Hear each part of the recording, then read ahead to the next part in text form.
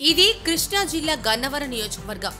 AP IIC model industrial park కోసం 2016లో గన్నవరం నియోజకవర్గానికి సంబంధించి 5 గ్రామాల్లో 585 మంది రైతుల వద్ద 1460 ఎకరాల భూమిని అప్పటి టీడీపీ ప్రభుత్వం భూసేకరణ చేసింది.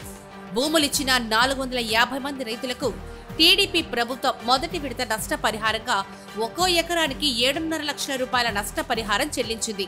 అయితే మిగిలిన 127 మంది రైతులకు నాన్ లోకల్ కేటగిరీ కింద నష్టపరిహారం ఇవ్వడం కుదరదని అధికారులు తేల్చి చెప్పారు.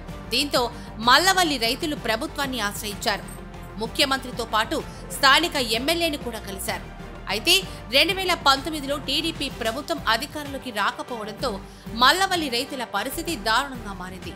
భూములు ఇచ్చింది టీడీపీ ప్రభుత్వానికి కాబట్టి తమకు సంబంధం లేదని వైసీపీ ప్రభుత్వం చేతులెత్తేసింది.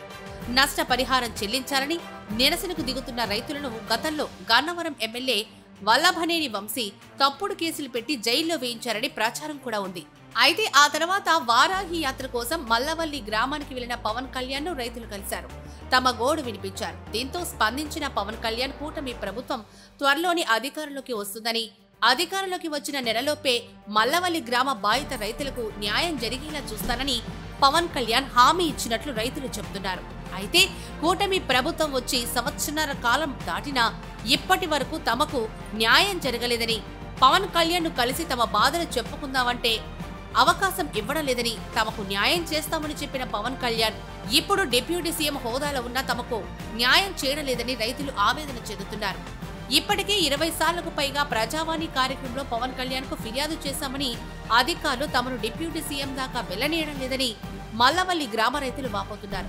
అయితే తమ సమస్యను పరిష్కరించడానికి ఉన్న ఏకైక మార్గం డిప్యూటీ సీఎం పవన్ కళ్యాణ్ అని, రైతులకు అండగా ఉంటారన్న పవన్ కళ్యాణ్ తమ సమస్యను పరిష్కరించాలని గడిచిన 2 రోజులుగా పడిగాపులు కాశారు.